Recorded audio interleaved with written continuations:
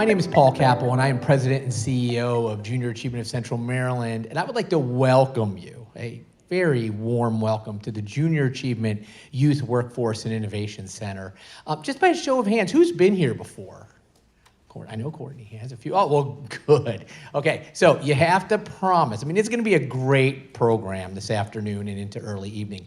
But stick around for a few minutes if you can, because we're really proud of the work we do here, and you're going to see some really neat things in terms of how a lot of the topics we're discussing today really align with the importance of early intervention with students in terms of preparing them for the world of work and opportunities that might be ahead of them. Now, I got to make sure I stick to the script and keep within my time. So first and most important, I want to thank our partners at both United Way and Baltimore Business Journal. Oftentimes we talk about wanting to collaborate, but I think today what you're going to see is what some of the power and impact of collaborations like that can look like, particularly when you hear from Franklin and Courtney as we move ahead in the program. So what is Junior Achievement? We are a social enterprise, and I think oftentimes it's easy to think about nonprofits or charities, but we really don't look at ourselves that way. We're a social enterprise that is really working to get investment into the future workforce of this region. And we feel the best way to prepare that future workforce is through programs that teach financial capability, an entrepreneurial mindset, and what it means to be successful in the world of work, whatever that means to you. And we do that through experiential learning programs with students ages 10 all the way up to young people 25. And we know that we are a proven provider of work readiness opportunities, and we do that through four things. First, providing that experiential real-world connectivity. If you stick around here for a few minutes today, you'll see it's very immersive in terms of not just what students learn, but how they apply what they've learned in real-world scenarios. Second, it's a deep understanding of the skill sets and mindsets that it takes to be successful in the world of work. And again, you're going to hear about being successful in the world of work a lot today. It's that long-standing trust and credibility among our partners that we kind of do what we say and we say what we do. And then lastly, we have a track record of proven success. And again, you'll see our partnerships with Baltimore City, Baltimore County School Districts, and then partners beyond just school systems such as United Way. If you get a chance to tour the facility, you'll see what happens here. You'll see that fifth grader that gets to become the CEO of Whiting Turner for a day. You get to see that seventh grader who really, for the first time, understands the connection between education and future earning power. That's 20,000 students a year that go through this facility on an annual basis. And then you combine that with another 15,000, particularly high school students, who do everything from their own startup to participating in virtual career fairs, and then doing job shadows at organizations like Coca-Cola and Under Armour. We know this approach works. We know that 69% of JA alumni describe themselves as being in their dream career, okay? And that is compared to only 25%. So only 1 in 4 of you right now feel like you're in your dream career. 73% of JA alumni work in their field of study. Now think about the financial implications where you go to college and get a degree in what you actually end up earning money in, as opposed to 27% of the national average. That means 73% of people go to college and don't even end up using their degree. That is a huge economic drain on our communities when those young people enter the workforce. And we help cultivate a pool of highly skilled, motivated, and a savvy workforce. And as we will talk about today, that can be so important in building strong workforces, strong companies, and strong communities. Okay. As I close, a little bit of a PSA. Again, we love to have partners participate in what we do. You'll get a chance to see Finance Park with a hands-on demonstration at the end of this program. We're always looking for volunteers, and again, you in the audience know as well or better than I, an employee that feels engaged in their company, that feels a sense of community or belonging with that company, oftentimes stays and is retained by that company. And of course, we'd love to see you at our JA Leading Ladies event on November the 14th. If you have any questions about any of those opportunities supporting junior achievement, please just see me after the program. Now we'll get to the part that we're here for today, and I'd like to introduce my good friend Courtney from the Baltimore Business Journal, who will get our event started. Courtney? Thank you, Paul. And I would tell you that I'm one of the four. I love my job. I'm in my dream job. So I am Courtney Bodie. I am the market president and publisher of the Baltimore Business Journal, and I would like to welcome everybody to the bottom line. Strong employees equals strong workplaces. So, I'm honored to be a part of this and to work with Franklin and Paul. The BBJ, we try to be a steward of what it means to be a great places to work. Every year we publish a list of the best places to work awards, so it was a great place for us to be today. So today is focused on building stronger, healthier, and more equitable workplaces that fuel success for both employees and employers. We'll be exploring what many workers today are facing outside of work that can impact them on both the job and the many elements that go into creating work environments that support both business leaders and teams. We'll highlight effective practices among some of Greater Baltimore's best places to work programs that support employees in and out of the workplace, and how to engage young people in emerging and expanding fields in our region. Our hope is in these conversations, they are a start or maybe a continuation of the conversations taking place in your workplace. So without further ado, United Way of Central Maryland has long been a champion of hardworking people in our region for nearly 100 years. It's my honor to introduce President and CEO Franklin Baker, who will share a little bit about who United Way serves and why, and to launch our first panel discussion. So Franklin.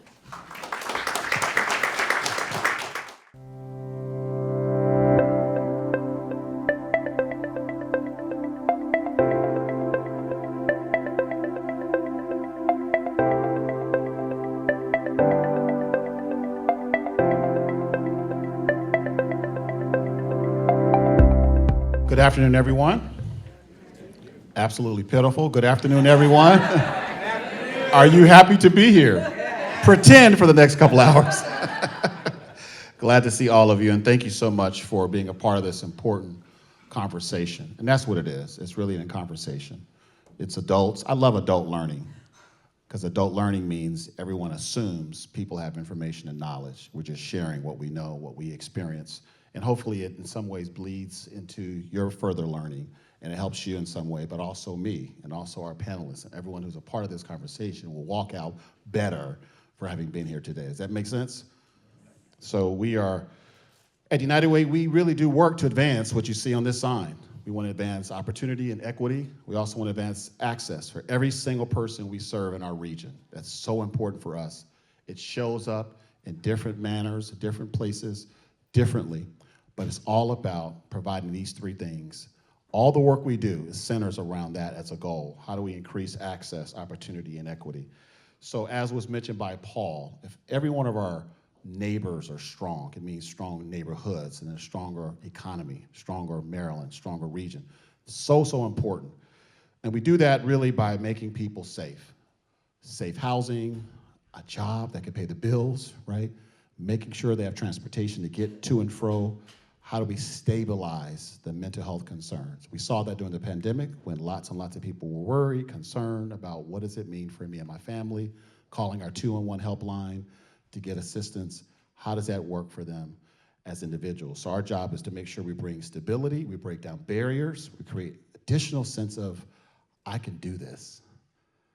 In fact, our governor says, whenever he's doing United Way events, he says this statement because it's all about us working together, which is why we have BBJ, why we have an incredible leader, Paul, doing good work here at Junior Achievement, and so many of you representatives. When we are united, we can't lose. When we are divided, we can't win. That's why this conversation is important, because everything we'll hear from all of our guests, our panelists, and the questions we may hear from you at the end, it's all about how do we learn to work together. There's no big I's, no little U's. Everyone in this room has value, worth, and you have perspective. It's lived, it's where you grew up, it's how you grew up, it's what you had access to. Bring that to the conversation today. And we're just excited about the folks who will be sharing that today. For nearly a century, as you said, Courtney, it's really amazing to say that out loud. I have my board chair here to say that out loud. We're turning the corner, literally. 100 years in the market, 1929, we were in this market doing really good work, providing three things. what's needed, where it's needed, but also when it's needed. So that's so important to us. So today's focus is the workplace. That is a big word. That is a mouthful. Every single one of us here today walk into your workplace, whether you're the owner or you're the secretary or you're the person behind the scenes, research, every one of us walk into a workplace bringing what? Ourselves. May have been an argument, may have gotten into almost an accident driving in, walking into the workplace. So the workplace is a huge space for us to understand. There's been many of us before, each one of us in the room trying to understand that dynamic, the workplace. So we're going to talk a lot today about what does that mean. So as Courtney mentioned, ALICE is a term hopefully all of us will become more familiar with today and beyond.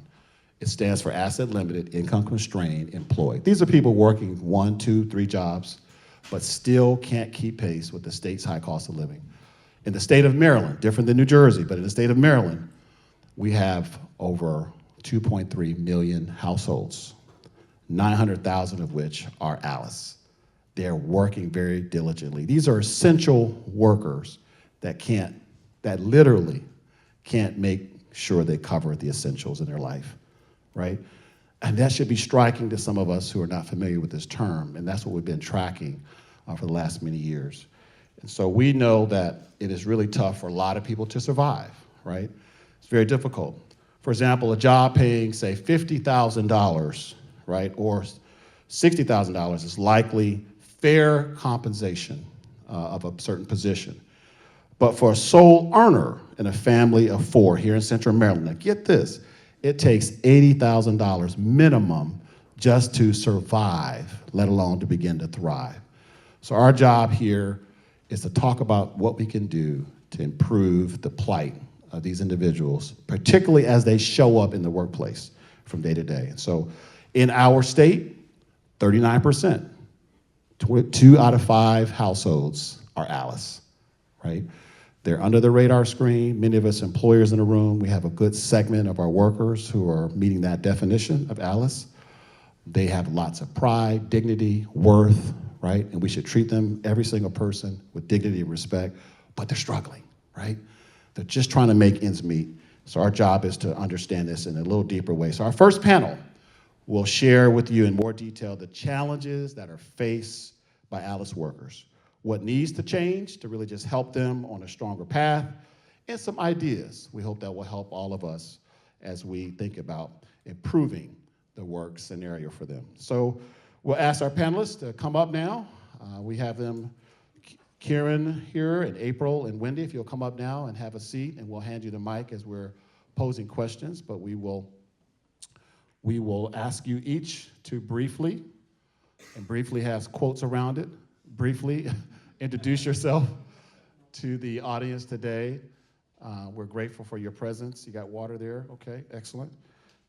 Just introduce yourself and how your work relates to today's discussion, because we handpicked each of you for a specific reason, and we're grateful for your presence. But if you'll just share from your perspective how your work, after introducing yourself, how your work relates to this discussion today. Good afternoon. Thank you, Franklin, and thank you to all of our friends at the United Way Central Maryland team and our new friends at the BBJ and Junior Achievement. I'm Kieran Honda-Gaudioso. I'm the CEO of United Way Northern New Jersey and the president of United for ALICE. I'm part of the United Way network along with this United Way, and we are the local United Way that operates the National Research and Analytics Project called United for ALICE. So we get to work in partnership with folks here in Maryland as well as 35 states across the United States. I think you said it, Franklin. You know, when we think about our workforce and the essential workers that really stood up for us during the pandemic, we know that we need ALICE. We need ALICE workers in the care economy, working in hospitals and assisted livings and nursing homes. We need ALICE in our child care centers and our out-of-school time programs. We need ALICE, obviously, in our retail and service economy. You know, we need the ALICE workers. We all rely on ALICE. They are the mainstay of our economy. And so I think one of the questions hopefully we'll get to today is, you know, how do we support ALICE so that Alice doesn't struggle as much as she or he currently struggles and has, at the end of the week, very difficult decisions to make, whether to buy medicine, buy shoes, buy groceries, pay rent, pay a utility. It's really about, when Alice is able to have stability and their family is able to be cared for, then that has a multiplier effect on all of our economy. And we talk a lot about how when, Alice struggles, we all struggle. And we really saw that during the pandemic. We almost felt it, about 2 weeks ago with the strikes. And we knew what that domino effect, multiplier effect was potentially going to be. So I think for us, one of the things I think a lot about every day is making sure we're continually centering Alice in our economy and not acting like these workers are people that are choosing to struggle, choosing to be working 2 or 3 jobs. These are folks who are struggling, but yet doing their very best, and we need to constantly focus on how we can support them. Hey, good afternoon. Still no excitement, that's okay. My name is April Lugo. I am the Senior Manager for Inclusive Diversity and Equity for the Allstate Corporation. And so my role is to really focus on how we're creating equity for our employees and our customers. The Alice piece is really critical because typically those employees are frontline staff and they're the face of all companies. They're the people you see and conversate with when you're interacting with most organizations. I'm also the EVP for Alpha Baltimore, which is the Association of Latino Professionals for America. If you don't know us, find me after this. And I think for me, a huge passion, besides being Boricua, Latina, Puerto Rican, very proud, is a lot of Latinas face huge wage gaps, and so the organization's dedicated to supporting Latinos kind of advance in their careers and really break poverty and build wealth. I was recently at a women's conference, and I left really angry because Latina women make 53 cents on the dollar that every white man makes. Latina Equal Pay Day just passed October 3rd. It took up to October 3rd of 2024 for Latinas to make what white men made in 2023. The median wealth for Latina single women is $1,000. The median wealth, $1,000. That means over half of women have less than $1,000 in wealth that are Latina. And so when we think about that community, how are we really leveraging and understanding them to make sure that they're not in those positions? Good afternoon, everyone. Okay, all right, listen, by the end of this, you're going to be screaming and shouting. So, I'm Wendy Deese. I'm Vice President of Public Policy and Economic Advancement for United Way of Central Maryland. And so, in a lot of ways, both of my jobs impact a lot of aspects of life. When I look at the public policy perspective,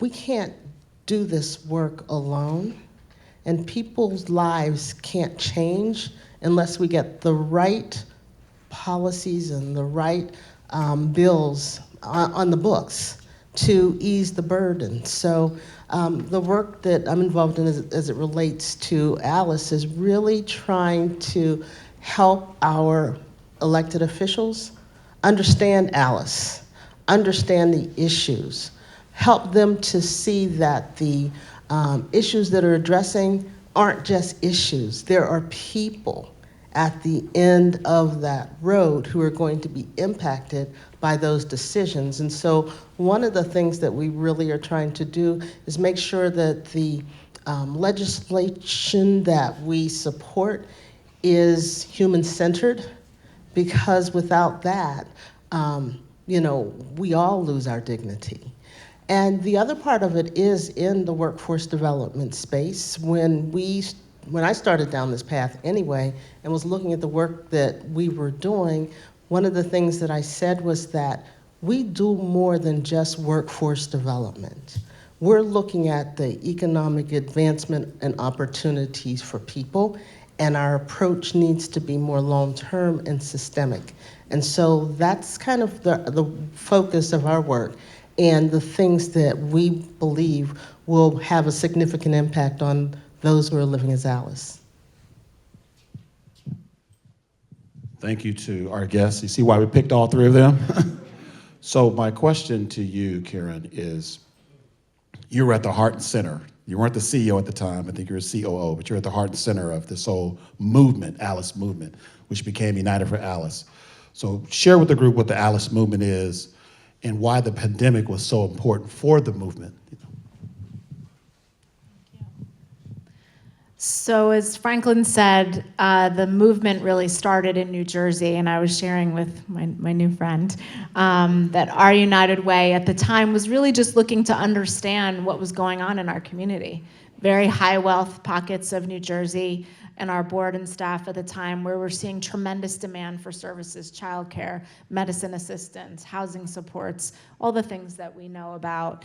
And so we took a step back and leaned on our volunteers and an economist at the time, Dr. Stephanie Hoops, who I know many of you know here in the room, who was a professor at Rutgers and worked with a team of researchers and graduate students to build the Alice methodology, which really is just matching local wage with local cost of living. And the core of the data is really building what we call the Alice survival budget. And it's really a local number as opposed to the federal poverty level, which is one number no matter where you live in the country.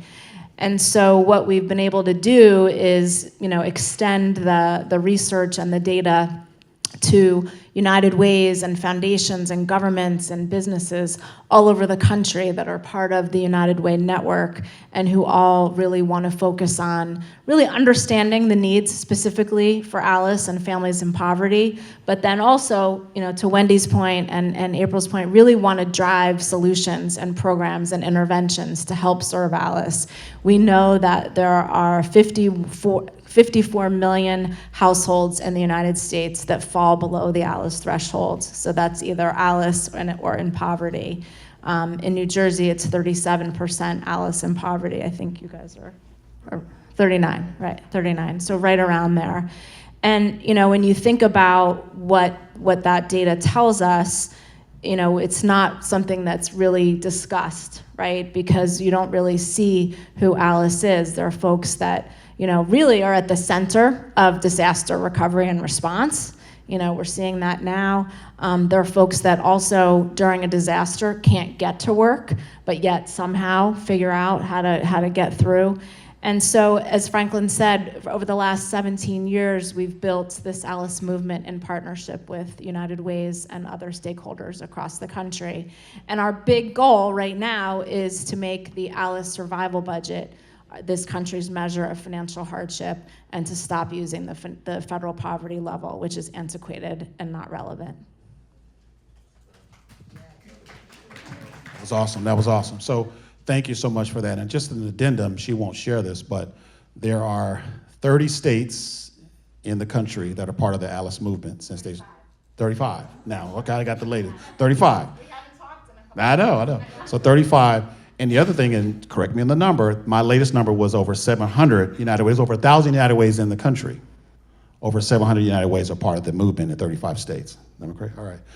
So the movement is happening. It's real, and it means more people are awakened to what they can do personally as an organization to really make this movement work.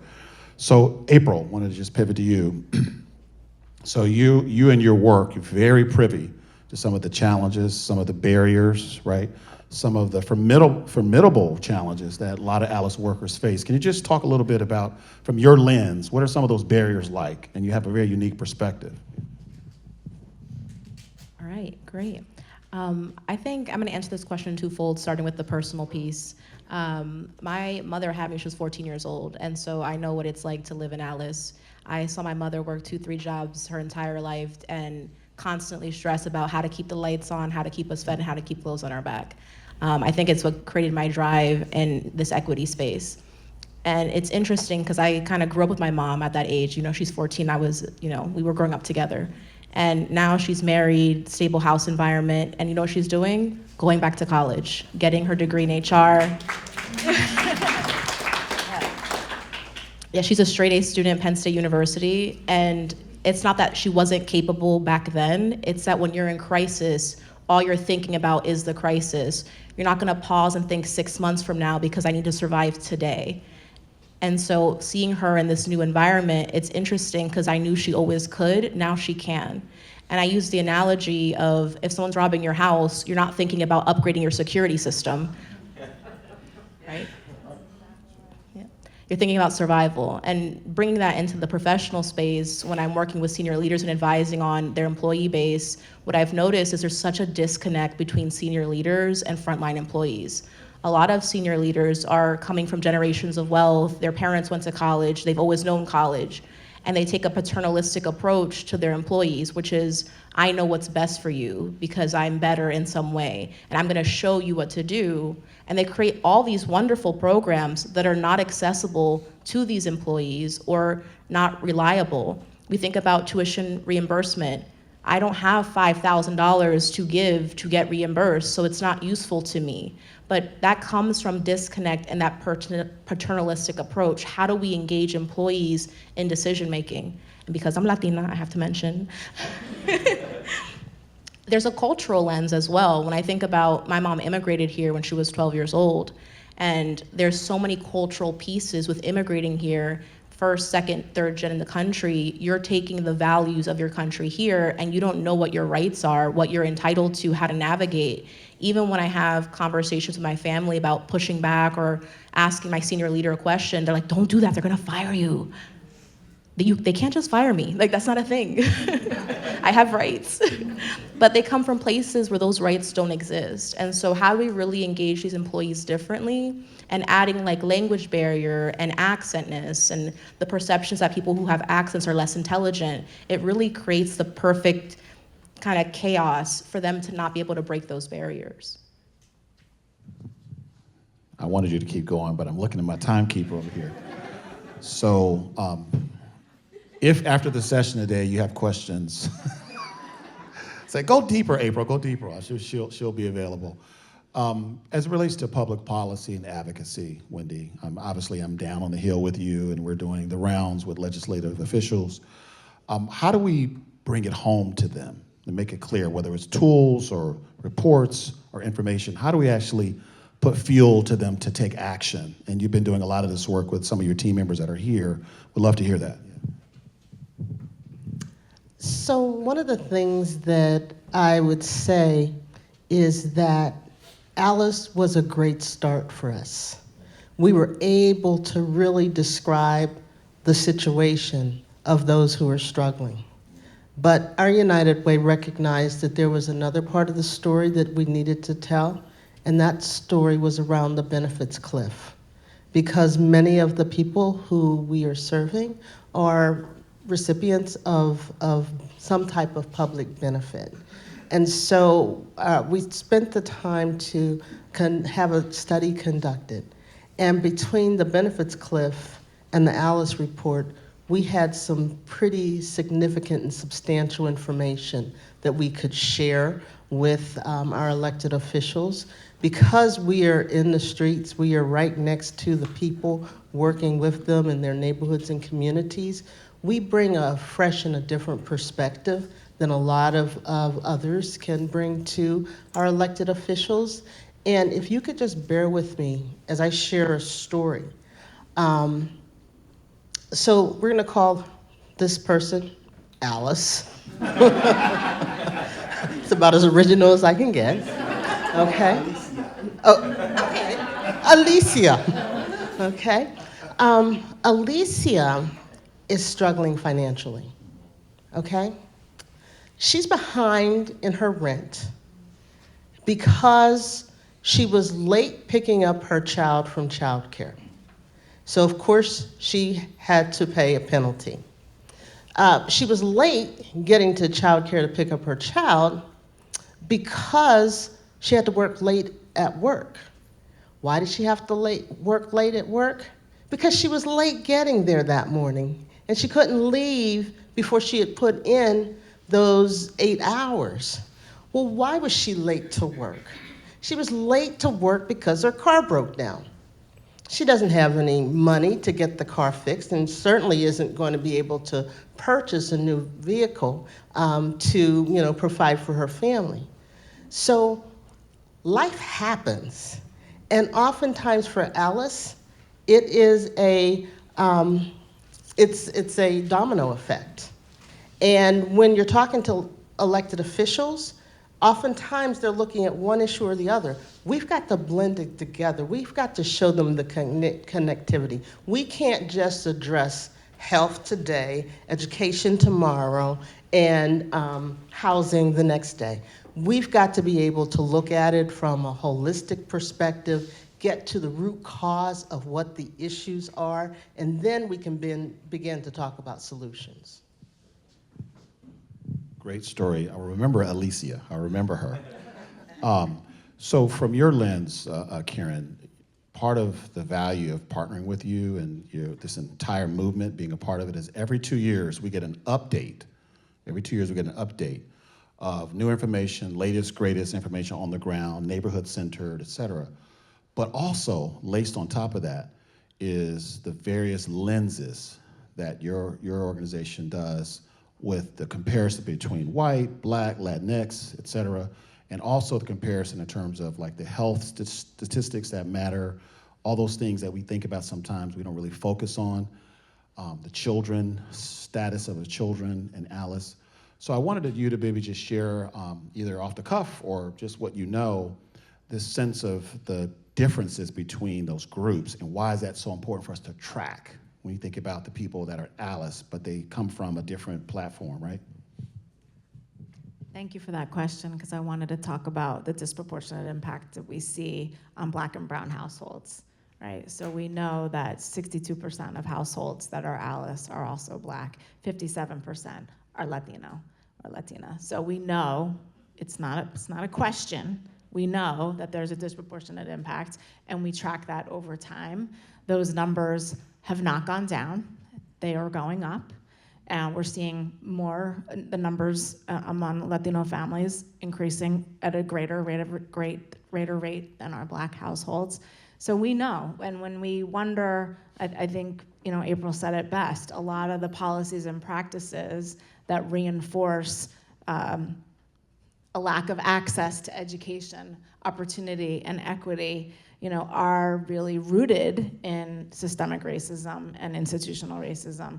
And so we know that the impact on our communities then is generational, multi-sector, and to Wendy's point, has to be addressed from all different vantage points. I know you probably could go on longer because there's so much there, a lot of there. So April, from your lens, when you think about the complexity of the challenges that our Alice workers face, right? What are you doing, or your team, or those working with you doing to somehow unravel some of these complexities or help people to deal with some of the complexities of this plight that they're facing, right? When I think about the homeless population in Baltimore, they do a point-in-time count. Marie, you're very familiar with this, and it's somewhere around, UR21, it's somewhere around 2,200, 2,100 people at that point in time, January, February, when it's cold, meet the formal definition of chronically homeless. And then outside of that number, there's probably another 45 to 50,000 people in Baltimore that all it takes is one little event, and now all of a sudden they're falling back into that number. And so there's a lot of complexity around Alice workers, right, and Alice families. Talk about kind of what you're doing, and team members working with you doing to try to help with that. This is such a great question. I think, yes, there's a lot of complexity. I don't want to undermine how complex the issue is, but I also think there's a lot of simplicity as well.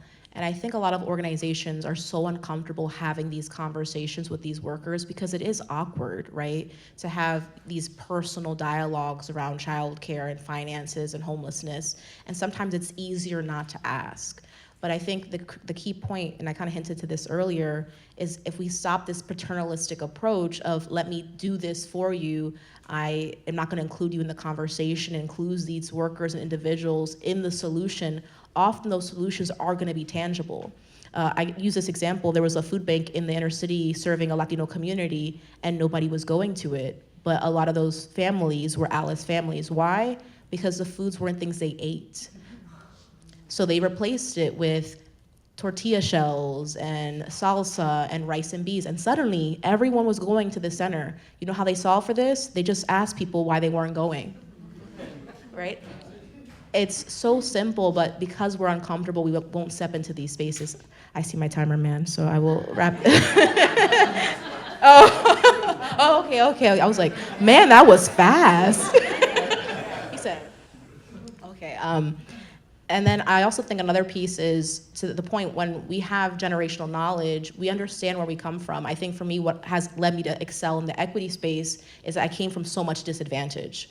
And so when I'm working with disability communities or Latino communities or with women, I know what those experiences are, and it's easier to bring ideas that are tangible. I even sometimes talk to my family and ask them what they think about what I'm working on, right? And so I think that's what we need to focus on, is how to step away from paternalism into collaboration with these employees. Thank you so much for that. It's so much there, but I love your alternative view. Yes, there are lots of complexities that we go into in depth, but there's also simple things we can do, and right. And when I think about what you oversee, economic advancement, and public policy, in this whole space, and you've been in this for a while, can you tell this wonderful audience kind of what do you think we could think about in terms of a program? Because there's been many programs you've touched over the time. You've been engaged, a program that's either been around a long time or just emerging, you're excited about, that you think could be one tool or one helpful way to increase what happens from a success perspective in the workplace? Work with me, Lexi.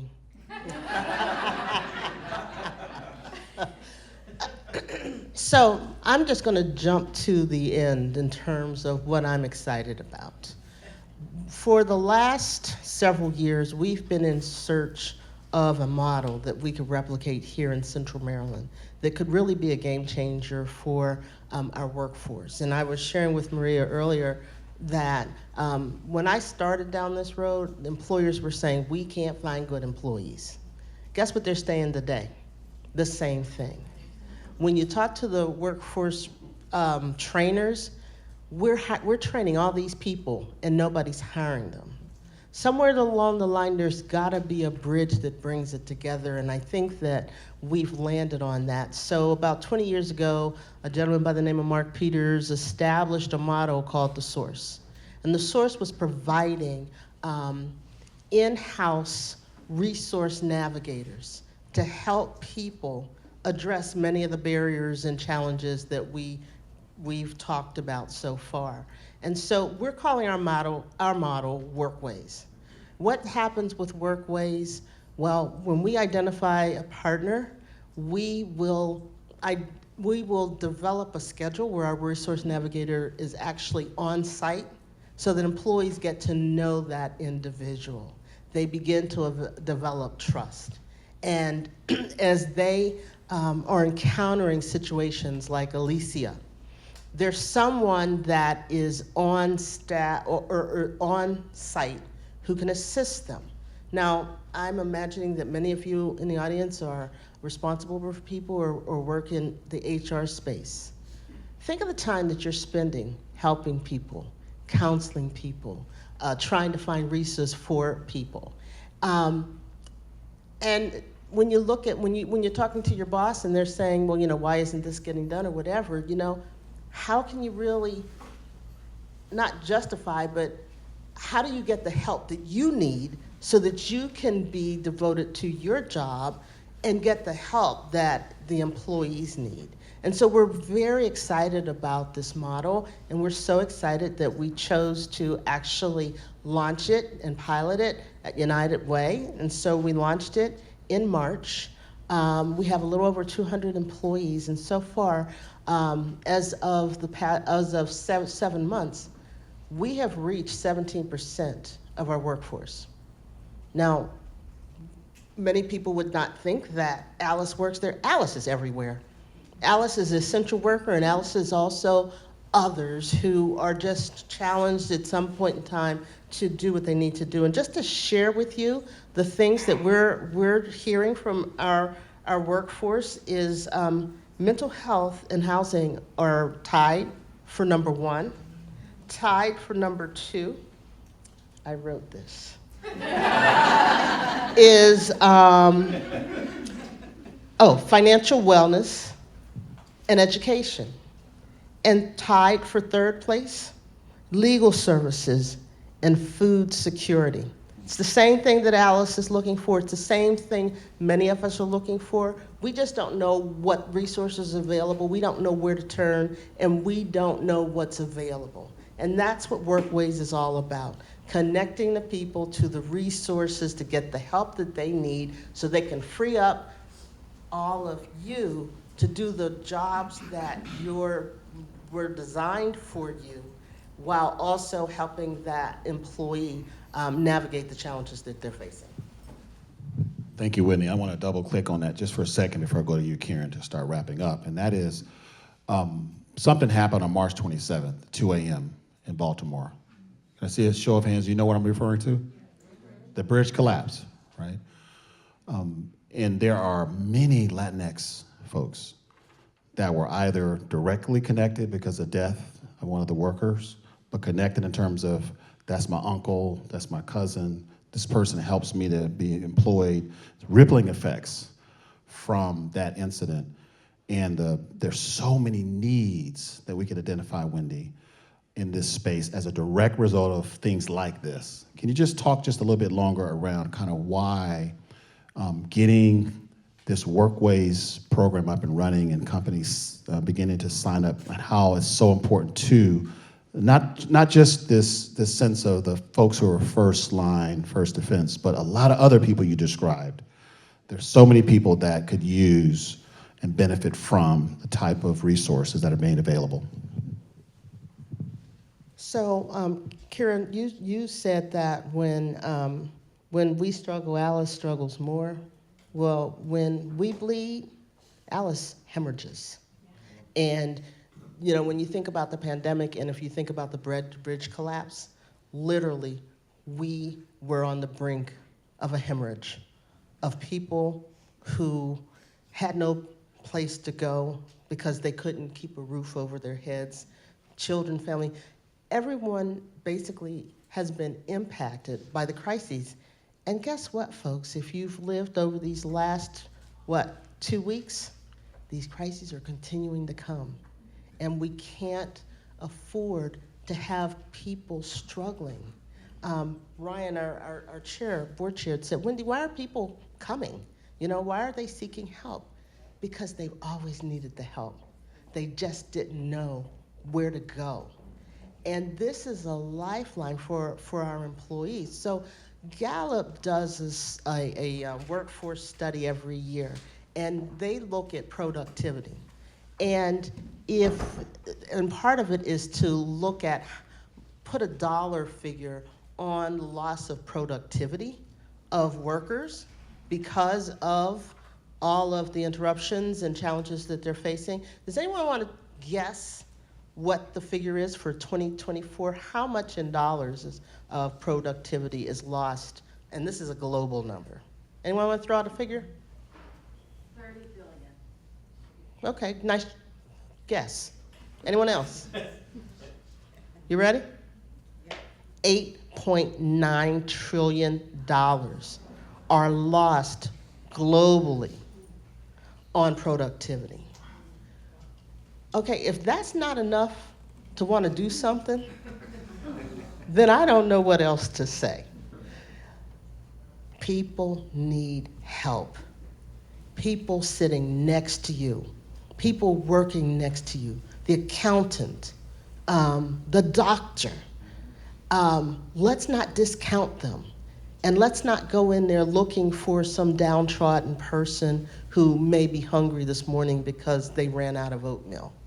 It's anybody at any time. The crises are not stopping. They're not slowing down. We got to help people. Thank you so much, Wendy. We had more time. I would ask you to continue because that's just an important point. And so in closing, I just want to ask Karen, kind of in how we began, if you will, right? you have led this incredible movement through your team. It's yielding phenomenal results from a public policy perspective, just from a change in the nomenclature perspective, right? When we think about what we have traditionally known as poverty in the methodology since 1953, and now we have this new way of looking at the people who are struggling. What are your kind of hopes for the future as it relates to, yes, we want 35 to 50 states to be a part of the movement, we want 700 United Ways to 1,000 plus, right?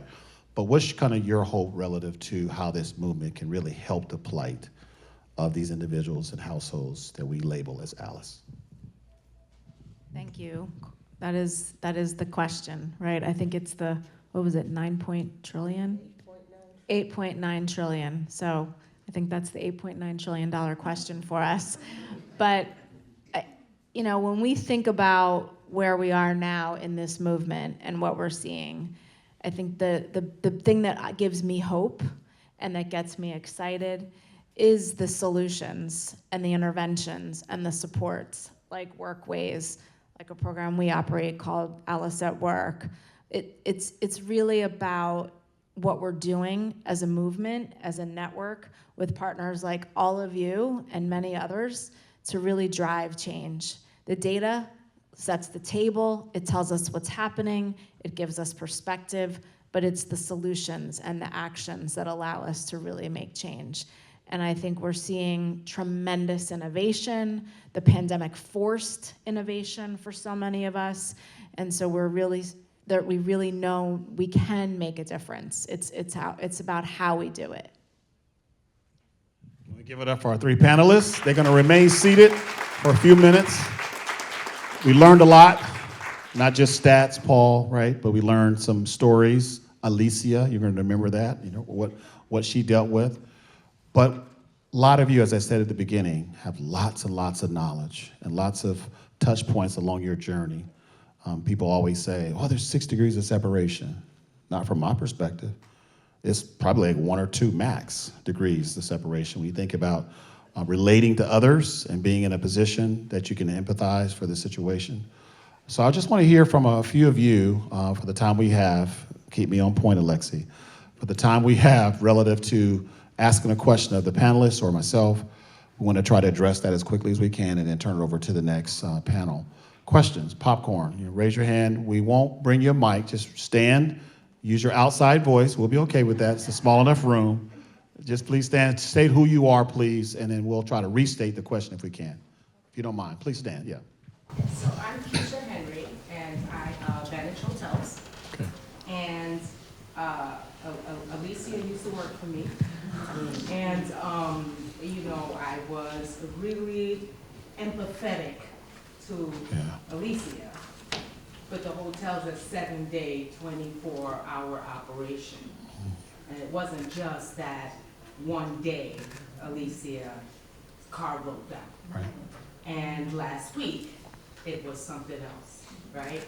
And while I don't feel like these aren't true crises, okay, having been there at one point in my life, right? So I understand it. So the programs that you talk about on the ALICE, which by the way, first time I'm hearing of it, all right? And my team members, by the way, check the box. That was one of the things we wanted to hear is people coming here today never heard and get the information. So thank you all team members, but continue. So with your win that you mentioned, Yeah. what type of services or resources, how can we, because at the end of the day, right, I'm being held accountable to keep the hotel door open, to make the money that we need to make. Sure. Somebody has to work the front desk, somebody has to clean the room, somebody, you know, these are so yeah, your stuff is real, but I also have a job. So Yeah. how does Alice connect with the workforce, right? So that we're able to maybe, you know, oh, and Alicia is Jamaican like me. So very prideful, Yeah. right? So you can mention these things, Yeah. but Alicia may never make that phone Right. call. 'Cause Thank you. I think we heard the question. Which one of you want to respond? Because I'm sure each one of you have a perspective. I just want to say that Oftentimes, Alicia doesn't have an accountability partner. No one's really kind of saying to Alicia, you can do better. Let's talk about how we can get there. I'm going to work with you, and we're going to take small steps together and celebrate the wins. Now, that's not ideal for you because you got to keep the door open. But clearly, we're here for you to be able to find a way and identify a way that we can help Alicia. We can't save everyone, but we can certainly put a dent in some of the losses. Can I just also say, because you heard her say earlier, so I'm listening. I do listen, Wendy. She said 17% of our over 200 employees at United Way Central Maryland have agreed to connect with one of our incredible guides, the people that are just doing phenomenal work to help with the journey, to answer questions, they point to the resources, navigators. But that number probably, if we're honest with ourselves, should be higher than that. Because there are people with pride, if I'm seen talking to a navigator, I'm a director, and I have this posture, right, Lillian, if I have everything intact, right? And if I divulge that, and this is outside of human resources, this is going to a navigator to help me confidentially to deal with the issue I'm facing. So the reality is the need is often always greater than the people actually tap in. So it's just very interesting to think about. One more response. I think a piece of it, though, is the kind of leader you want to be, right? I think it's really easy to push people out and replace them with people who do better. And I use this example. I had an employee who gave me a run for the money. Like, she had such a temper, and she would flip out in client meetings and lose her control and yell at me. And I was like, Lord, give me the strength, please. But I asked myself, what kind of leader do I want to be? And we sat down and we talked probably for like 3 hours, and I found out she had some trauma that she had never dealt with, and certain things triggered her. And we came up with a plan to help her be more productive. She was one of the most productive employees I had. And to this day, she says I was the best manager she's ever had, and she talks very highly of me. In the beginning, she talked very negatively about me. But I think it's very easy to replace, but once you build that bridge, the loyalty that's there, that's hard to buy. So that's all the questions, unfortunately, because the time that we'll be able to take, but there will be time after the next panel for questions. So give it up for the panel. Thank you all so much.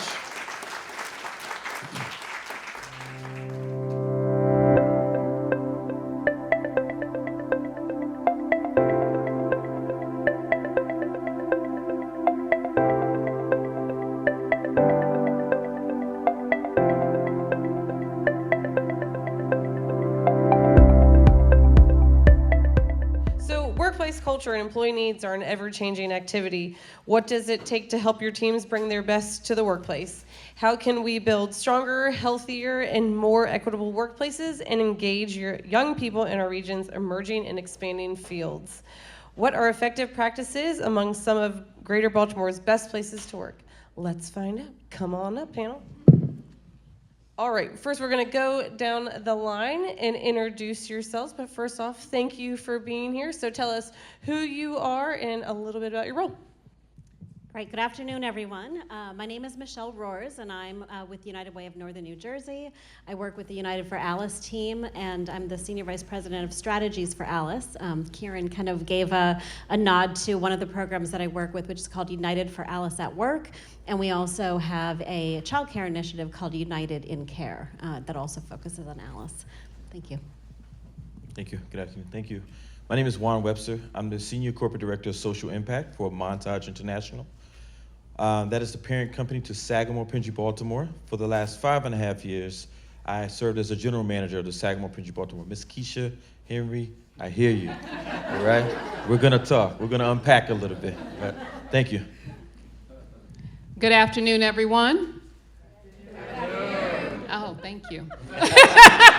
Trying to make sure you're awake since we're the next panel.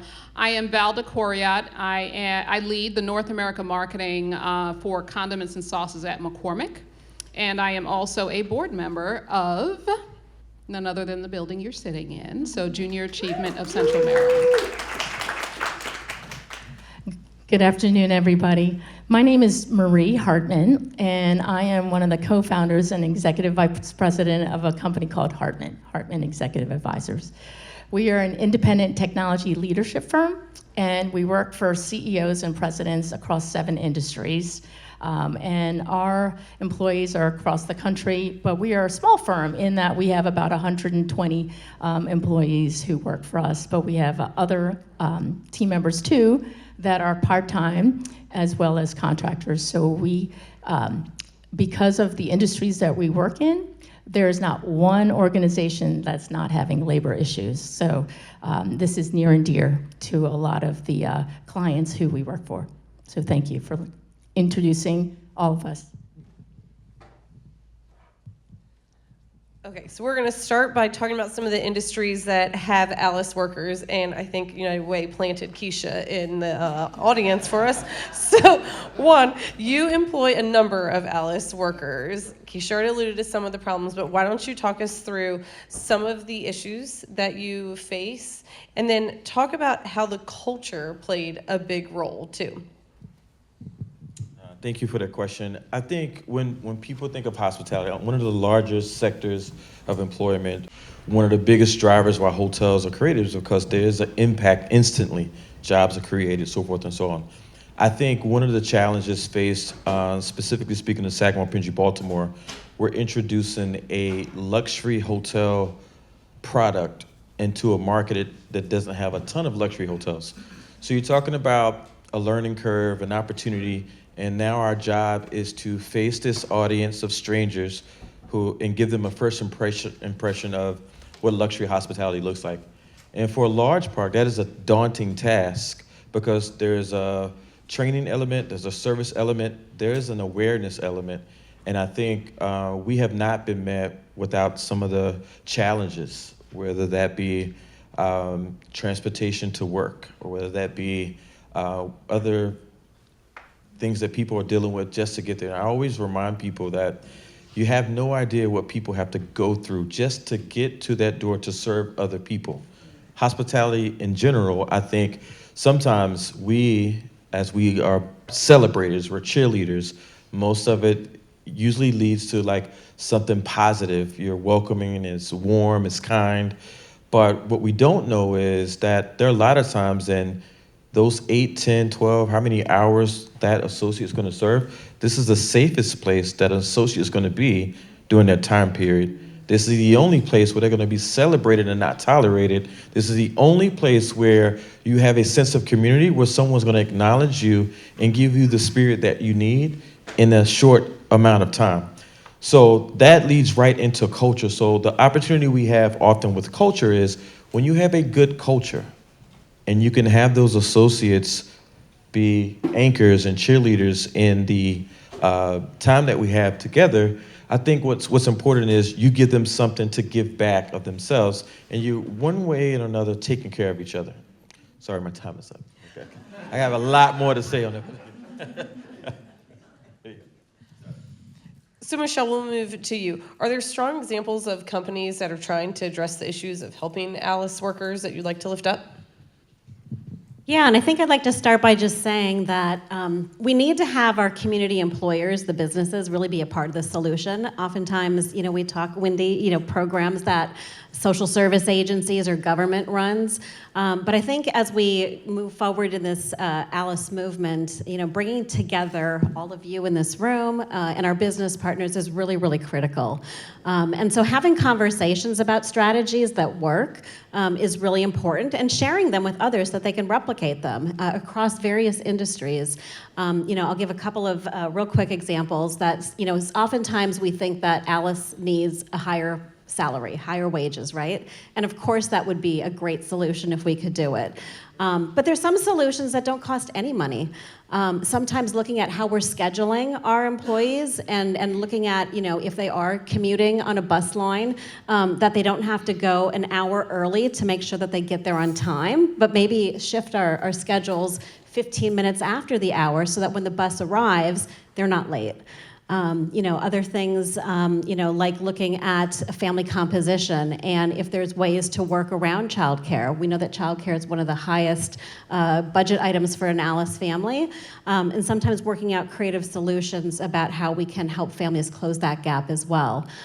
We work with a home health agency in New Jersey where the employer sat down with his employees and found out that they had dual household workers at his agency. And in working with those employees, ended up working out a schedule that one parent worked one shift, the other parent another shift, and that they had some crossover in between time to make sure that they could spend some meal time together. It cost the agency no money to do that, but it saved that family thousands of dollars in childcare costs that they didn't have in their pockets. And so at the end of the day, Alice won, but the employer won as well, because like the example of the employee being the star employee, I think you mentioned that. These became the shining star employees for that company as well. So there's strategies, and the more that we can work together and share those things with each other, we'll be able to build stronger businesses, and which ultimately builds a stronger economy. So let's find out how these companies and United for Alice are working to create a more diverse and equitable workplace. We'll start with you, Valda. What training is necessary to incorporate Alice workers into the workforce? And what are the soft skills needed prior to entering corporate America? I know you can speak directly, personally to this.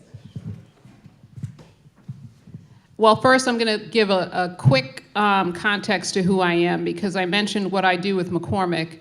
But I'm also an immigrant myself, the child of immigrants. My father was one of 11. My maternal grandmother was one of 14. And so when I say that, I tell people, and I have 3 children of my own, all Gen Z. Anyone who interacts with Gen Z knows what I'm talking about, right? And so I bring that up because I think at the base of everything that we do as leaders is humanity. How well do we know the people that we are leading, the people that we are responsible for, right? So when you say soft skills, I think I actually want to look to the people in charge first and foremost. What kind of cultural training are they receiving, right? The example you gave exactly of why they were not coming was because it's not the food that they eat. I can tell you that my family, even if they were starving, if you're not serving what they want to eat, they're not coming, right? They will make do with what they have, and there is a pride there. So the soft skills, I think, starts with training the trainer, right, or training the people in charge for cultural sensitivity, for inserting that humanity over profit, because you can't have the profit if you don't have the people, right? And then in terms of the actual Alice workers, my 30 seconds I see, I actually came up, my family did not have experience in multi-billion-dollar companies. And the way that I was prepared was programs like Junior Achievement of Central Maryland, right? Understanding that, I actually was an Inroads alumna. Okay, and so as an Inroads alumna, I was taught about the appropriateness of things you do at a cocktail party. You are not there to eat everything that is on the platter, even if you are hungry, okay? You nibble, and you sip, and you are there to meet people.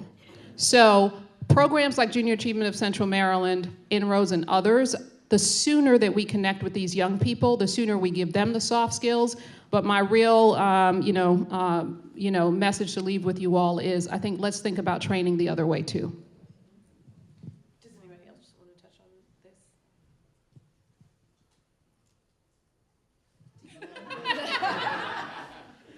I think with some of the soft skills, if I could just add, we were having an earlier conversation, Maria and I, and when we first got here, and talking about like the importance of eye contact. Some of those social skills that our young people today are so into their tablets and their phones and looking downward.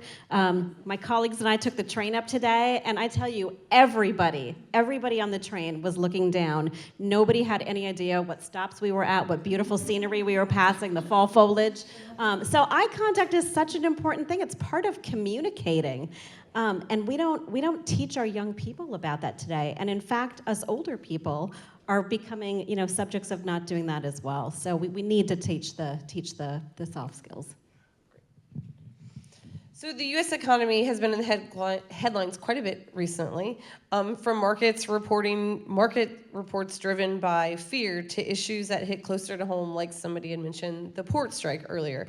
Economic issues are at the forefront of the news right now. So Michelle, what would it mean for the workforce and the economy to be able to include more workers who have life challenges that keep them from succeeding? Well, the short answer there is that the more that we can keep our workforce employed, the better it is. They will, contribute to our economy with taxes and certainly the income that they're generating, they'll purchase in the community and the like. So it's just really important to keep folks employed. And I think someone touched on it earlier in the panel about sometimes it's easy to let people go, April said, right? But when we really look at the hard dollars and cents, it's actually more expensive to let those folks go. We have to pay for recruitment and training and all of that time, and the other folks that are on staff have to pick up the slack when there's a vacancy. So if we sometimes sit back and actually crunch those numbers a little bit more, we're gonna see that even giving folks a little bit more of a raise is gonna actually save us in the long run, dollars and cents. So it's a good business case to actually invest in your Alice employees and keep them there. That's a great transition. Marie, I'm going to go to you. So you have an expansive onboarding process. So can you talk to us about what it means to invest in your employees and empowering your employees to go for the promotion? I was wondering if you were going to ask me the question or want me to just jump in. But I wanted to agree with everything that's been said up here because I do agree that it starts from the top. When an employee or a team member is a new hire at Hartman, we want that new member to know that this is a two-way relationship. And so Dave and I started the company 20 years ago as a husband and wife team. And we both, each individually, meet with every single employee that comes to our team. And the value of that is that we're building a relationship. And not only am I very vulnerable from the get-go, I tell them why the company started, how, and I hope you pardon my French, how it was a shit show with the two of us on, very successful careers. But, once you started to have kids, I was working for a Fortune 100 company, and my boss called his kids Kid 1 and Kid 2. So there was no vulnerability on my part, to be able to understand, trust that he would understand me. But so that vulnerability allows us to build a relationship, and bridge to me is a verb, and it's a two-way relationship. And as it relates to the promotion, a lot of people have said to me, Marie, I'm going to pull you up and get to the next level. But a lot of people have also stopped me from getting to that next level. So I've done a lot of studying, reading about promotions, and one of the books that I would love for you guys to read as employers is called The Confidence Code, and it's written by Claire Shipman and Katie Kay. And essentially the study was, why is there such a huge gap between the number of men in leadership positions versus the number of women? And so the study encouraged employers to encourage women who were qualified for those promotions to actually put their name in the hat. What they found out when they started to talk to people, that women thought they had to have every single criteria in that job description in order to put their name in the hat, whereas men, no slight against men, but they had no fear. They were like 30% qualified, and they put their name in the hat. By statistically, that means more men were in leadership positions. So the point being is that whether it's Alice or whether it's a woman, we as employers really need to understand who are the stars and be the bridge to tell them and encourage them to reach for that new level. So thank you. I know you've been trying to get me stuff. Thank you. Juan, I'll start with you, and I'd like each of you to answer this. So what could employers be doing right now to recruit and retain Alice workers? I think you first need to understand the needs of your organization. And a lot of times when you don't know that and you just want to hire someone to fill that position, you miss the opportunity to have a long-term investment. I really think retention is just as important as recruitment. And for the most part, I think when you have a strong workplace culture, you have a thriving workplace, and ultimately that scorecard, that metric, I heard the scorecard term used earlier, it's a thriving scorecard because everyone's individually invested, everyone's celebrated, everyone feels like they are a stakeholder and a shareholder, regardless if you're the doorman, the dishwasher, the housekeeper, the room attendant, or a front desk agent. I think there are equal opportunities. And I think we do that in such a way, we spend time before they get hired. But I think before you show up at a career fair, you also have to know, who are we looking for? What are we willing to invest in that person? How much time are we willing to bring? Because not everyone's gonna jump on board and be a manager immediately. And there's levels to it. And I think you have to understand, especially in the hospitality industry, one of the things we look for that is not truly a skill set is character skills, soft skills. How are you coachable?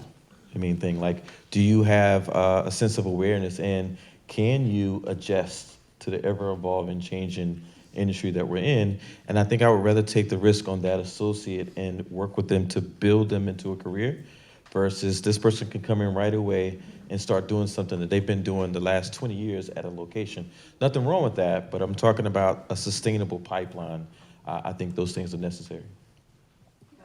Thank you. I have an easy answer to that one, I think. Ask an Alice worker for a referral. So one of the things that I recognize, and McCormick is over 13,000 employees. I have North America responsibilities, but I also go to Latin America as well. I was there last week. People come into companies and there are communities that are formed.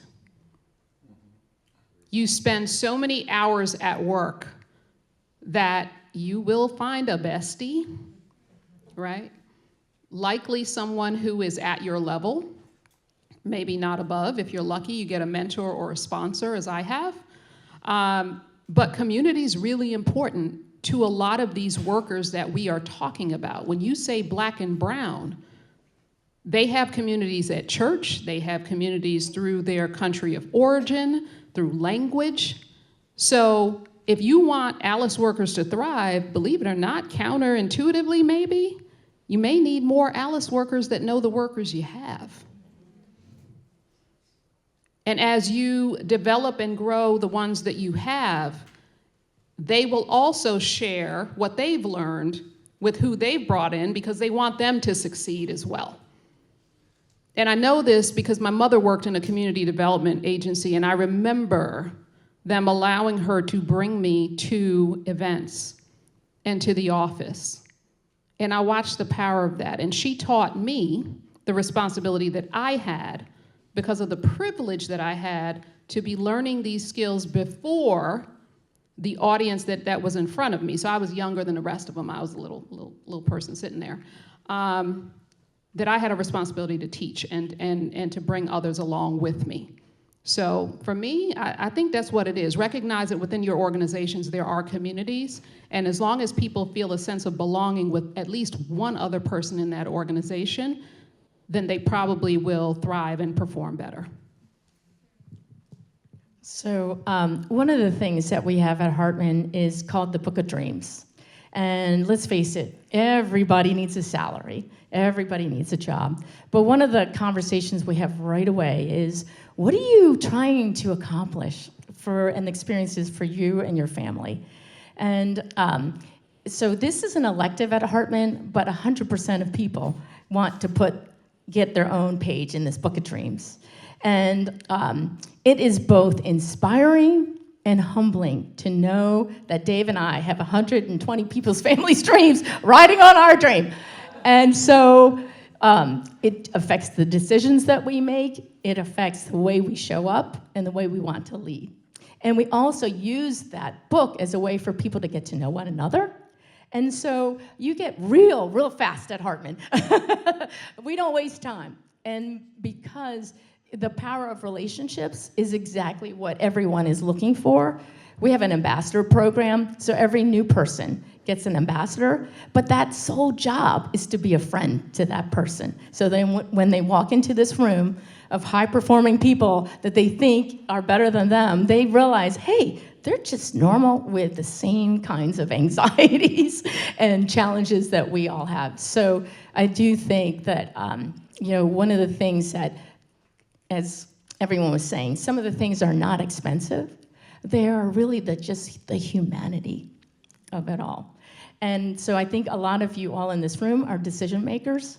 And I think that hopefully these are some of the things that will be helpful as you navigate the real challenges in building the business case for retention and for recruitment within, and not just looking outside, but also to the impact, the financial impact that it has, one organization at a time.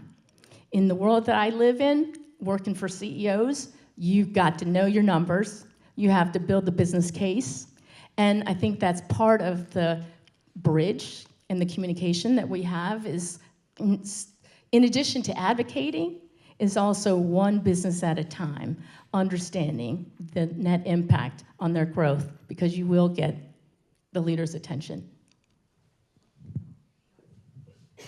And if I could just for 1 second. So Maria, I really love that you have that dream book. But think about that dream. Do you think Alice dreams about living paycheck to paycheck? Nobody dreams of being Alice. So I think your question initially, Courtney, about how do we recruit Alice? I think we shouldn't be setting out to recruit Alice. We should be building up Alice, that Alice isn't struggling paycheck to paycheck anymore. And one other piece that is building on kind of the professional development pieces. We talk about kind of this upward mobility and ladder climbing, right? In our Alice at Work circles, we talk about career bouldering.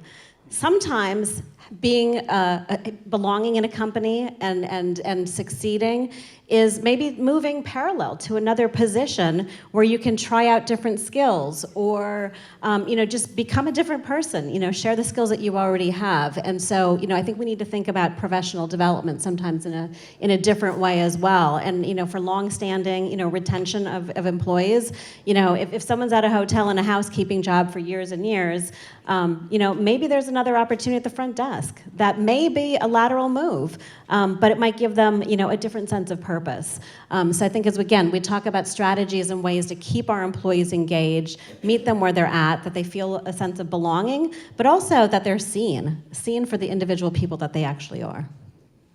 That's a good segue. So we talked about some of the common barriers faced by Alice workers. Let's talk about the importance of empathy by managers. Juan, you talked about this. So what empathy skills do employers need to develop in order to employ and retain Alice workers and understand their challenges? I think knowing your associates, this is similar to what you said earlier, I think is the best way to have a thriving workplace. And I think empathy will go so far. And I think knowing what they're going through, being able to meet them at that level. And one thing about leadership in this space, especially when you're leading Alice associates, is you cannot lead and manage everyone the same. Everyone needs a little something different each and every day. And I think you have to explain that and be willing to get there. And what's always helpful, and it's not always an opportunity to do so, but anytime you have a lived experience, I relate most to my associates because I've also been Alice. I've also been in a struggling position. I also started from a bottom level and worked I can relate to an associate because I'm not just coming in telling them what they should do. I've lived that. And I have people in my circle and my family that have also lived that experience. It's about connectability. And whenever you can, and relatability, and whenever you can have that connection, I think you are not only going to get the most out of that associate in terms of how they show up, but I think the empathy part is the strongest and biggest way to create a sense of belonging, which I've also heard today. And you create that sense of belonging by being understanding, being empathetic.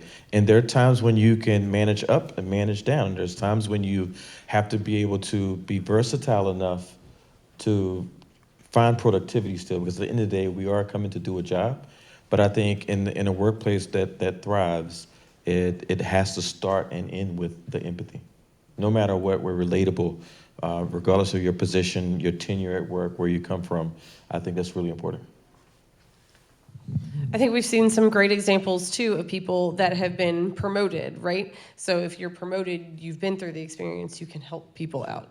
So Marie, I want to talk to you about United Way's 30/30 experience. You have been a part of their experience. So tell us how it worked and how successful do you think it was in building awareness of the challenges that ALICE workers face and in fostering empathy?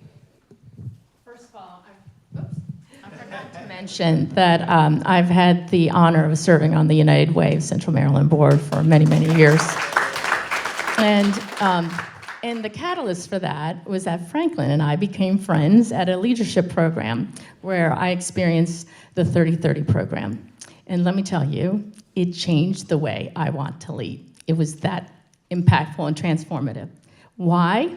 Because it helped me to discern the difference between excuses and real life problems that I just had no idea about. And in the 30/30 experience, you take on a persona of someone who is Alice, and you go through the day of what this person who you become has to go through when they miss the bus and don't get up there on time to get the opportunity to have an interview. And now they've got, bills, childcare. It is a real eye-opening experience. And one of the things that it really impacted for Dave and me, because both of us went through the 30/30 experience, is that a lot of things. So, for example, at Hartman, we are always looking for the best and the most talented because of the work that we do. But we noticed, if you looked at our website maybe 7 years ago, it was mostly white male men. And there's nothing wrong with that, because let me just start up front. They are talented. They know how to get the work done. But the 30/30 experience helped me understand that, hey, we still want the best and the brightest, but how are we looking for those people? Are we in this kind of habit that we need to expand the way in which we search for the best talent? And ironically, we were working for a lot of amazing organizations. So we created the Leadership Development Program, which is creating the technology leaders of the future. And for the first time in the history of Hartman, we were seeking a diverse group of young people from non-technical backgrounds. And we were exposing them to the different tracks that you can experience in the field of technology. But more importantly, we also created things like the Dream, Believe, Achieve speaker series, of which Franklin has been a speaker. It's an opportunity for me to play Oprah, but the beauty is that I get to ask Franklin and the speakers, who are representing a diverse group of people who look like the people in the Leadership Development Program, about their path to leadership. So number one, people see that it's not a 2-year journey like Gen X thinks. What can it be? I'll be the leader. That's exactly right. But they also see that it is not a linear experience, that sometimes you have to go sideways to go forward, and sometimes you have to understand the perspective of what it takes to be in that position, and that the opportunity in front of you is what you need to take advantage of and do that great now, because that's what opens the door to the next good move. So the Dream, Believe, Achieve speaker series, the Leadership Development Program, the way in which we hire, all were impacted by that 30/30 experience. So I encourage our clients. We work for the #1 nursing school in the country, and their 3 lines of business have a lot to do with social determinants of health. They get $20 million of funding from the NIH and the CDC. They have a simulation lab because of the labor issues. They have a teaching curriculum, and they're trying to double the number of students to go through that. But you think of a nurse in a hospital setting is different than a nurse in a federally qualified health center, or a nurse in a senior living. So not only do you have to understand the various types of nursing, a cardiac nurse is different than a cancer nurse, but you have to also understand the environment that you're in. And I talk about the United Way of Central Maryland, their 30/30 experience, because I do think it helps to refine the way we develop the leaders of the future.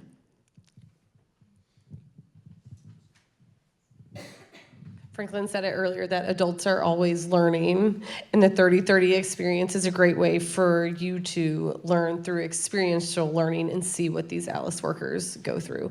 So we've got one more question, and then we're going to do a quick Q&A. So Valda, this one's for you. So what makes a good manager in a company? What makes them stand apart from others, and how does this affect the worker who's struggling who is struggling to enter and stay in the workforce? It ties back to my point on humanity, right, and building relationship with your employees. I love the Dream Book, but I think when you're a manager and you can give your employee license to speak beyond the task that you pay them for, as right, something bigger than themselves, it opens up the relationship in a way that really transcends just a worker-manager perspective. The other thing I would say is, watch for things. If you notice that they are coming in late all the time, ask the question, why? Children are great at being curious and asking why, right? Assume good intent, right? So a good employee, when I can build that relationship, and I have many, many times, I understand oftentimes people have to be vulnerable to share with you what's really the reason why they are not prompt or not delivering on work, and sometimes the way that I do it is I'm vulnerable.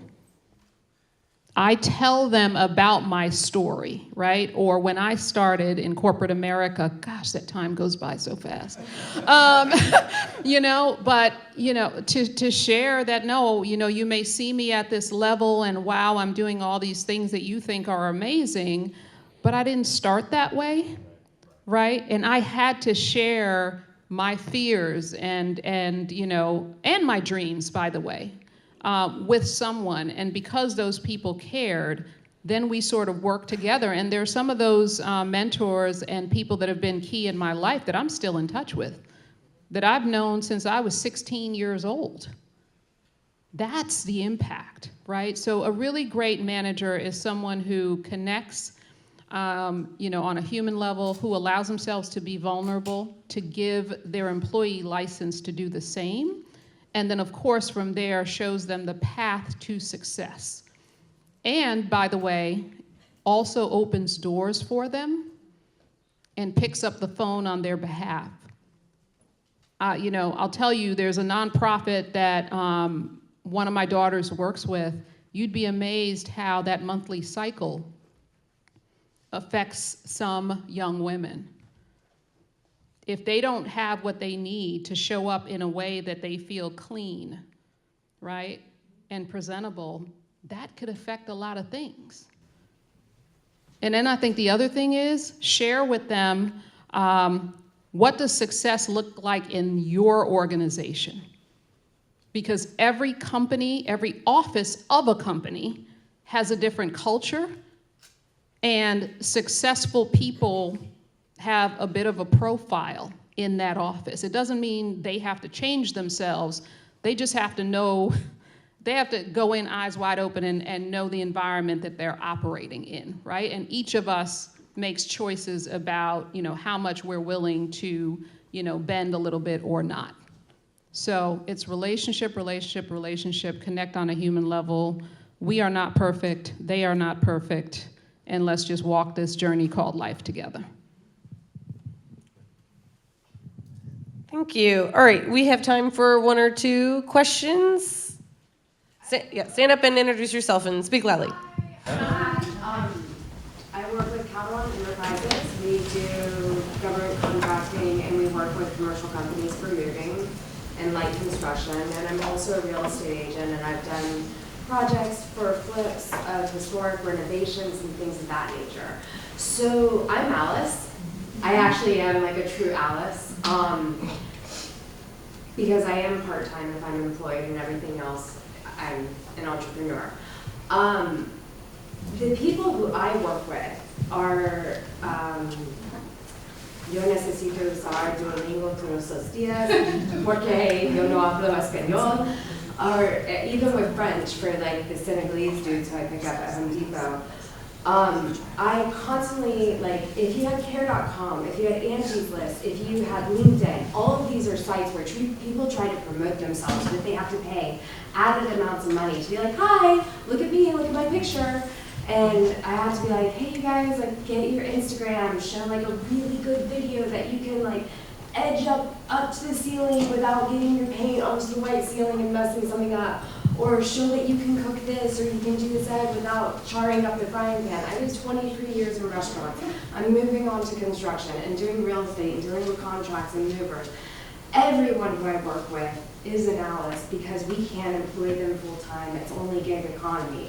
So if everyone who kind of has an education or is really getting up there on these other websites, like LinkedIn, which are kind of fluffy that these big businesses look at, how do we get these other guys who like walk in the back door to say, like, look at me, I know, like, we might have a language barrier, but like, this is what I can do. This is my beautiful work, this is my craft, things of that nature.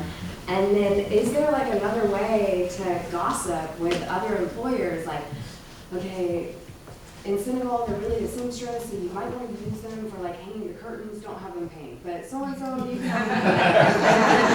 Like, is there a way to like really keep up like dialogue with all of these different people? And for me, in certain places, if I'm working with a manager who's like, or a business owner who's like, they suck, they're horrible to play, I'm like, are you giving them enough to live on life? Or like, do we need to like adhere to their schedule so that then they can go get to where they need to get, or wash dishes someplace so they got a roof over their head in the wintertime with food coming off that grill, and then enough to get on the bus to get home? Like, I don't, like how, there's like some people, there are some people who do not make as much, and they're not going to yet.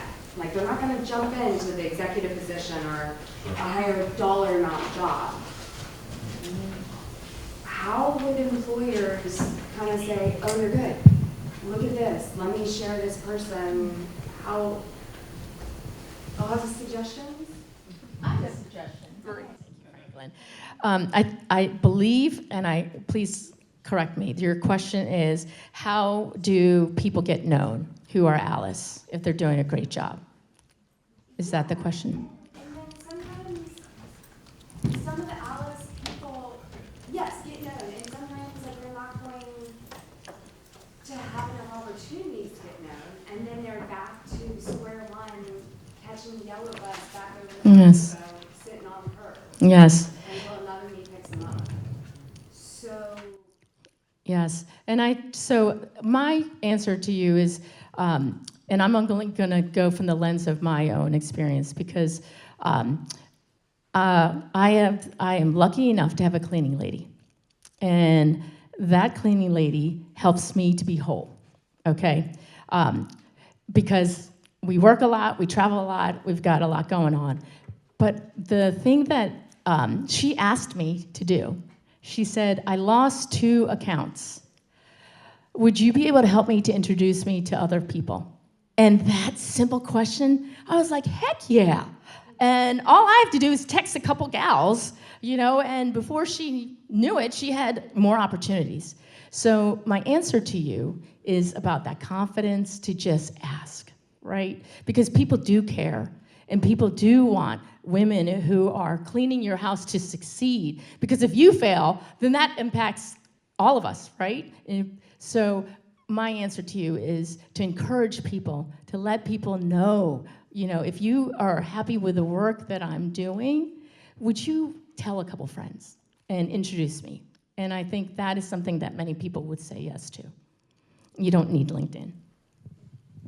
Yeah, and I think if I could add to that, what I heard from you as well is it's almost as if they're in need of a skill of how to market themselves, right? And so I think what's interesting there is, I don't know if you would, but a lot of times students, the college campuses do a lot of outreach to the community and community service. I certainly know in terms of sororities and so forth that there's a lot of that happens who might be able to do it for free. And obviously there's organizations that maybe speak the language, right, of the people that you're talking about that also can offer those services. So it might be a little more work on you to refer them to those services, but I think what you're giving back to us is we need to communicate with each other, right, in terms of organizations to recognize that the population you're talking about is actually out there and they're gonna need even more help to even know about what they could do in the future. Is that right? Yeah. Yeah. I mean, I take them to the library and like, this year free Wi-Fi, free computer, all that, like, try, but I don't know. And this isn't an answer to your question, but you did mention the gig economy, which relates to part-time workers, and we know Alice works 2 or 3 or 4 or 5 jobs. You know, I put this out to us as the audience. You know, what policy changes can we look at that support people that do not have traditional full-time jobs? When we look at healthcare, childcare, you know, other public supports that are out there, you know, sometimes to access public supports, you need to be working a certain number of hours and document it in a certain type of way. Maybe there's changes that need to happen at that level as well. Time for one more. I want to comment based on what she said and based on me hearing what the panel had to say. I'm actually with Anne Arundel County Workforce Development Corporation. And we're a community resource where we help with training, where we deal with the Alice population, because we all are Alice population, because we are one step away. So if you all need services, if you all need your employees trained, leading to certifications, go to the local American Job Center and get them help. You can go to local American Job Center even on your own if you're Alice. I have individuals just like us on my caseload. I'm a lead career coach. Do y'all do OSHA for free? We do OSHA training. For free? We do OSHA training. Okay. But there is a process. I just wanted to make sure I say that because we are here not only for the businesses, we are also here for the citizens of each county, whether it's Baltimore County, Anne Arundel County. Every county in the country has an American Job Center that you all can use as businesses. Even if you all have employees that need training leading to certification, we help with that. But we also do the job readiness training for the citizens that come in that are the Alice population. And we help them get back to work. Some of us are job developers. Some of us are business and industry team, but we do the work for you all. You are the middleman, right? So when you all say soft skills, we do that. We prepare them for work. When you are looking for somebody that's job ready, we make sure that they're job ready. And in some cases, we stick to them for 18 months. So even if you hire that person, you got somebody to feed off to say, this is what's going on with this person that you're working with. So just look at it a little bit different, I guess I'm saying to you all as a businesses. You all are actually the Alice population. Look at the hurricane. Those people became Alice overnight. So when I look at somebody and they sit across from me, they are just like me. There's no difference because life happens. I just wanted to make sure I said that to you all. Thank you. Thank you for that. So I think one of the big key takeaways is, like all things in life, whether you have kids, whether you're married, whether you're an employer, you have to communicate, right? You need to ask the questions, like what do they need? What's going on with you? Ask for the referrals. I think those are huge takeaways. And I mean, there's plenty of resources out here. It's just connecting one another. Well, let's give our panel a round of applause. And before we jump into Finance Park for an experience, I would like to introduce Ryan Caldon, founder of Plano Caldon Construction and chair of the United Way Central Maryland Board of Directors. Thank you, Courtney, and thanks again to all of our panelists, this one and the one before. Some great conversations and some inspirations. I think we can all agree that we learned a lot today about Alice workers, who they are, why they're important to our businesses and our economy overall, and how we can support them. We're hoping you took some good notes down today, or at least have some ideas in your head of some action items that you can take that back to your business to implement. If you didn't, on the back of your program, we have some action items noted for you to take home with you. ALICE workers are so critical to our economy. They are the fuel that helps us navigate our everyday lives with ease, and are the backbone to so many local businesses, corporations, and industries. They contribute mightily to ensuring that our businesses and lives run smoothly. Investing in ALICE gives these crucial employees the opportunity to thrive, creating a work environment that supports them and values their important contributions, and it improves your bottom line. It is imperative that we support their success because they are integral to our success and to the economic stability, strength, and resiliency of the greater Baltimore area. To learn more, all of the ALICE reports and the tools mentioned today are available on United Way's website. Just go to uwcm.org/ALICE and take advantage of these amazing resources that the United Way shares freely so that others can gain greater insights and take action to support ALICE. So thank you all for being here with us today. We're looking forward to participating in the Junior Achievement Experience at Finance Park, which is right behind us. And I'd like to welcome at this time Paul Apple to come back and wrap us up.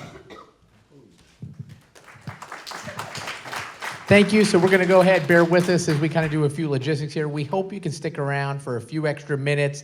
You know, the stat was given before from the Gallup information about the things that really cause anxiety among many of our employees in our organizations. And financial capability was at the top, I think. And so this is just a peek into how you can start to teach young people, although I gotta be honest, I don't know that there's a time that we ever have in which a volunteer who participates in this program with the young people doesn't come up to us and say, I forgot that I'm supposed to do this stuff too. You know, the idea of building a budget seems to be something we all forget from time to time. So again, if you have a few extra minutes, stick around. And I know that we've got some food in there too. So, you know, if it's not Finance Park, let's make it, Franklin stayed up all night making this food. So stick around and enjoy. Thank you.